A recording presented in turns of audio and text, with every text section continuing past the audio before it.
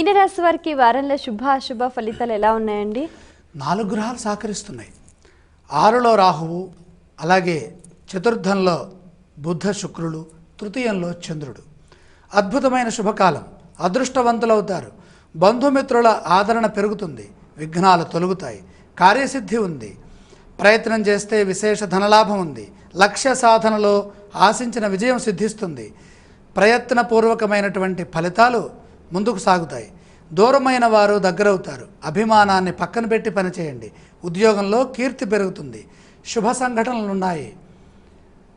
ఆరోగ్యంపై శ్రద్ధ వహించండి. ఈ రాశి వారు పఠించవలసిన స్తోత్రాలు ఏవండి? ఆదిత్య హృదయ పారాయణం చాలా వరకు మంచిది. ఆలయ సందర్శన క్రమంలో ఏ దేవీ దేవతలను దర్శించాలంటారు? పరమేశ్వర సందర్శనం సర్వోత్కృష్టం. ఈ రాశి వారు చేయవలసిన దానాలు ఏవండి? ముఖ్యంగా ఇక్కడ భాగ్యంలో శని దోషం కనపడుతోంది. చతుర్థంలో రవి దోషం కనపడుతోంది. శనికి నువ్వులు, రవికి గోధుమలు దానం చేసుకుంటే మంచిది.